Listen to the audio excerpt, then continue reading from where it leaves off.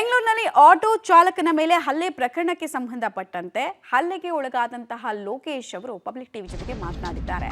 ತನ್ನ ತಪ್ಪಿಲ್ಲ ಅಂದ್ರೂ ಕೂಡ ಆ ಮಹಿಳೆ ಸಾರ್ವಜನಿಕವಾಗಿ ತನ್ನನ್ನು ನಿಂದಿಸಿದ್ದು ಮತ್ತು ಹೊಡೆದಿದ್ದ ವಿಚಾರದಲ್ಲಿ ನನಗೆ ನ್ಯಾಯ ಬೇಕು ಅಂತ ಕೇಳಿಕೊಳ್ತಾ ಇದ್ದಾರೆ.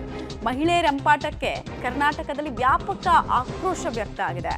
ಆಟೋ ಚಾಲಕನಿಗೆ ಮಹಿಳೆ ಚಪ್ಪಲಿಯಿಂದ ಹೊಡೆದಿದ್ದೂ ಅಲ್ಲದೆ ಅತ್ಯಂತ ಅಮಾನವೀಯವಾಗಿ ನಡ್ಕೊಂಡಿದ್ರು. ಸೊ ಹಲ್ಲೆಗೊಳಗಾದಂತಹ ಲೋಕೇಶ್ ಅವರು ಮಾತನಾಡಿದ್ದಾರೆ. ನಾನೇನು ತಪ್ಪು ಮಾಡಿರಲಿಲ್ಲ, ನನಗೆ ನ್ಯಾಯ ಕೊಡಿಸಿ ಅಂತ ಕೇಳ್ಕೊಳ್ತಾ ಇದ್ದಾರೆ. ಇಲ್ಲಿ ತನಕ ಆ ಮಹಿಳೆಯ ಬಂಧನ ಆಗಿಲ್ಲ.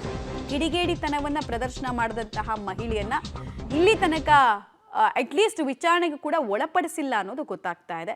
ಪೊಲೀಸರು ಕೇಳಿದ್ರೆ ಇನ್ನೂ ಹುಡುಕ್ತಾ ಇದ್ದೀವಿ, ಅಡ್ರೆಸ್ ಪತ್ತೆ ಹಚ್ತಾ ಇದ್ದೀವಿ ಅಂತಿದ್ದಾರೆ. ಇನ್ನೆಷ್ಟು ಸಮಯ ಬೇಕು? ಅಲ್ಲೇ ನಡೆದು ಆಲ್ಮೋಸ್ಟ್ 8 ಗಂಟೆಗೂ ಹೆಚ್ಚು ಸಮಯ ಆಗಿದೆ.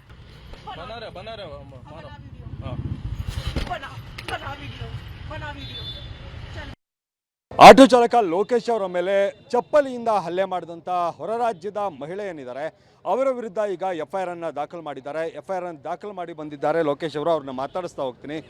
ಲೋಕೇಶ್ ಅವರೇ, ಯಾರೂ ಕೂಡ ಸಹಿಸೋದಕ್ಕೆ ಸಾಧ್ಯ ಆಗಲ್ಲ ಮತ್ತು ಯಾರೂ ಕೂಡ ಒಪ್ಪಕ್ಕೆ ಸಾಧ್ಯ ಆಗದೆ ಇರುವಂಥ ಕೆಲಸ ಚಪ್ಪಲಿಯಲ್ಲಿ ಹೊಡೆಯೋದು ಒಬ್ಬರಿಗೆ. ಹೇಗಾಯಿತು, ಏನಾಯಿತು, ಘಟನೆ ಏನದು? ಸರ್, ಅವರು ಲೆಫ್ಟಲ್ಲಿ ಬರ್ತಾಯಿದ್ರು, ನಾನು ರೈಟಲ್ಲಿ ಹೋಗ್ತಾಯಿದ್ದೆ, ಗ್ಯಾಪ್ ಇದೆ ಅಂದ್ಬಿಟ್ಟು ಟಚ್ ಏನಾಗಿಲ್ಲ, ಪಕ್ಕದಲ್ಲಿ ಹಂಗೆ ಜಸ್ಟ್ ಪಾಸ್ ಆದೆ ಅಷ್ಟೇ. ಕಿರಿಚಿದ್ರಲ್ಲ ಅಂದ್ಬಿಟ್ಟು ಸೈಡ್ಗೆ ಹೋಗಿ ನಿಲ್ಲಿಸ್ದೆ. ಬೈತಾ ಇದ್ದಾರೆ ಅಂದ್ಬಿಟ್ಟು ವೀಡಿಯೋ ಮಾಡ್ತಾಯಿದ್ದೆ.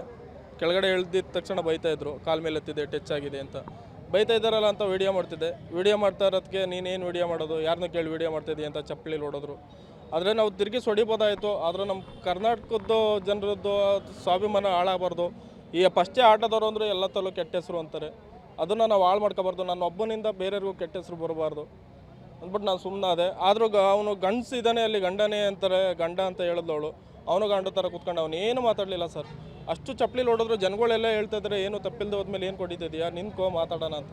ಆದರೂ ಸೀದಾ ಏಕಾಏಕಿ ಚಪ್ಪಲಿಲಿ ಹೊಡೆದ್ಲು. ಎಲ್ಲಾಗಿದ್ದು ಎಷ್ಟು ನಿಮಿಷ ಆಯ್ತು ಇದೆಲ್ಲ? ಅಂದರೆ ಈಗ ಜಗಳ ಮಾಡೋದು, ಮಾತುಕತೆ, ಹಿಂಗೆ ನೀನು ಅಂದರೆ ದಾರಿ ಬಿಡಲಿಲ್ಲ ಅಥವಾ ಟಚ್ ಆಯಿತು ಅಂತ ಈ ಮಾತುಕತೆ ಎಷ್ಟೊತ್ತಾಯಿತು? ಮಾತುಕತೆ ಆಗಲೇ ಇಲ್ಲ ಅಲ್ಲಿ. ಆ ಥರ ಏನೂ ಇದೇ ಆಗಿರಲಿಲ್ಲ. ದಾರಿ ಬಿಡಲಿಲ್ಲ, ಅಡ್ಡೆ ಹಾಕಿದ್ರು, ಆ ಥರ ಏನಿರಲಿಲ್ಲ. ಜಸ್ಟ್ ನನ್ನ ಪಟ್ಟಿಗೆ ನಾನು ಹೋಗ್ತಾಯಿದ್ದೆ, ಅವರು ಒಂದು ಸ್ವಲ್ಪ ಸ್ಪೀಡಾಗಿ ಬಂದರು. ಬಂದಿದ ತಕ್ಷಣ ಅವರೇ ನುಗ್ಗಕ್ಕೆ ಪ್ರಯತ್ನ ಪಟ್ಟಿದ್ದಾರೆ ಸೈಡ್ಗೆ. ನಾನು ರೈಟಲ್ಲಿ ಹೋಗ್ತಿದ್ದೆ, ಅವರು ಲೆಫ್ಟಲ್ಲಿ ಬಂದರು. ಲೆಫ್ಟಲ್ಲಿ ನುಗ್ಗಿದ್ದಾರೆ. ಲಗೇಜ್ ಇತ್ತು ಗಾಡೀಲಿ. ಇಲ್ಲ ಏನಾದರೂ ಗಾಳಿಗೆ ಏನಾದರೂ ಅಳ್ಳಾಡ್ತೋ ಇಲ್ಲ ಏನು, ಗಾಡಿ ಅಂತೂ ಟಚ್ ಆಗಿಲ್ಲ, ಅದು ಕನ್ಫರ್ಮ್ ಆಗಿ ನಾನು ಹೇಳಿ. ಅಲ್ಲ, ಟಚ್ ಆಗಿದ್ರೆ ಬಿದ್ದಿರೋರಲ್ವ ಅವರು, ಕೆಳಗಡೆ ಬಿದ್ದಿರೋರು ಇಲ್ಲ ಬೇರೆ. ಆ ಲೇಡಿ ಹೇಳ್ತಾ ಇರೋದು ಕಾಲ ಮೇಲೆ ಎತ್ತಿದೆ ಅಂತ. ಅವಳು ಹಿಂದೆಗಡೆ ಕೂತಿದ್ದಾಳೆ, ಕಾಲ ಮೇಲೆ ಎತ್ತಕ್ಕೆ ಚಾನ್ಸ್ ಇರಲ್ಲ. ಯಾವ ಗಾಡಿ ಅದು? 2 ವೀಲರು. ಯಾವುದು ವೆಸ್ಪಾ ಗಾಡಿ. ಓಕೆ. ಎಲ್ಲಾಗಿದೆ ಇದು? ಯಾವ ಸರ್ಕಲಲ್ಲಿ ಆಗಿದ್ದು ಘಟನೆ? ಬೆಳ್ಳಂದೂರು BBMP ಆಫೀಸ್ ಅದು. ಜನ ಏನಂದ್ರು, ಹೆಂಗಿತ್ತು ಅದು ಪರಿಸ್ಥಿತಿ? ಜನ ಏನು ಮಾತಾಡ್ತಿದ್ರು? ನಿಮಗೆ ಮಾಡಿದ್ರು. ಏನು ನನ್ನ ತಪ್ಪಿಲ್ಲ ಅಂದಮೇಲೆ ಜನ ಸಪೋರ್ಟ್ ಮಾಡ್ತಾರೆ. ಮಾಡಿದ್ರು. ಅದನ್ನು ವಿಡಿಯೋನು ಎಲ್ಲ ಕಳಿಸಿದೆ ಎಲ್ಲರಿಗೂ, ನಮ್ಮ ಸಂಘ ಅಧ್ಯಕ್ಷರುಗಳಿಗೆಲ್ಲ ಕಳಿಸಿ. ನೀವು ಆಟೋದಲ್ಲಿ ಯಾರ್ಯಾರು ಇದ್ರಿ? ನಾನು ಒಬ್ಬನೇ ಪಿಕಪ್ ಹೋಗ್ತಾ ಇದ್ದೆ ಅವಾಗ. ನಿಮ್ಮ ವೈಫ್ ಇದ್ರು? ಇಲ್ಲ ಯಾರು ಇರಲಿಲ್ಲ. ನಾನು ಡ್ಯೂಟಿ ಮಾಡ್ತಾಯಿದ್ದೆ, ಪಿಕಪ್ ಹೋಗ್ತಾಯಿದ್ದೆ ಅವಾಗ. ಏನು ಅನ್ಸುತ್ತೆ ಈ ಥರದ್ದೊಂದು ಘಟನೆ? ಅಂದರೆ ಪ್ರತಿ ಬಾರಿ ಕಿರಿಕೆಗಳಾಗ್ತಿರ್ತವೆ, ಜಗಳಗಳಾಗ್ತಿರ್ತವೆ, ಬೈದಾಟಗಳಾಗ್ತಿರ್ತವೆ. ಈ ಥರದ್ದೊಂದು ಇನ್ಸಿಡೆಂಟ್ ನಿಮ್ಮ ಇದರಲ್ಲಿ ಆಗಿದೆ ಇವತ್ತು? ಈ ಥರ ನಾನು ಇನ್ನೇನು ಹೇಳೋಕ್ಕೆ ಇಷ್ಟಪಡಲ್ಲ. ನನಗೊಂದು ನ್ಯಾಯ ಕೊಡಿಸಿ ಸಾಕು. ನಮ್ಮ ಅಧ್ಯಕ್ಷರು ಮಾತಾಡ್ತಾರೆ. ಏನಂದ್ರು ಈಗ ಸ್ಟೇಷನ್ಗೆ ಏನಾದರೂ ಬಂದ್ರ ಅವರು? ಘಟನೆ ಈಗ ಚಪ್ಪಲಿಲಿ ಹೊಡೆದ್ರು, ಚಪ್ಪಲಿಲಿ ಹೊಡೆದಾದ್ಮೇಲೆ ಏನೇನಾಯಿತು ಅಂತ? ಅಲ್ಲಿ ಪೊಲೀಸರಿಗೆ ಫೋನ್ ಮಾಡ್ತೀನಿ ಅಂತ ಹೇಳ್ಬಿಟ್ಟು ಯಾರಿಗೋ ಫೋನ್ ಮಾಡಿದ್ರು, ಯಾರಿಗೆ ಅಂತ ಗೊತ್ತಾಗಲಿಲ್ಲ.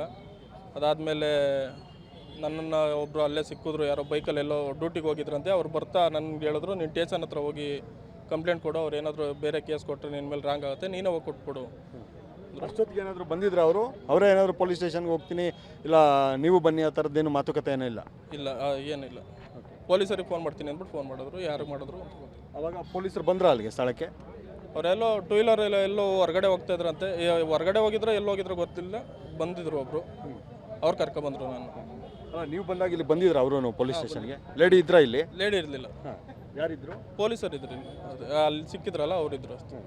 ಗಾಡಿ ಆಟೋನ ಅಂತ ಬಂದು ಬೈಕೆಲ್ಲೋ ಇಲ್ಲಿ ಬರಲೇ ಇಲ್ಲ. ಅವರು ಬರಲೇ ಇಲ್ಲ.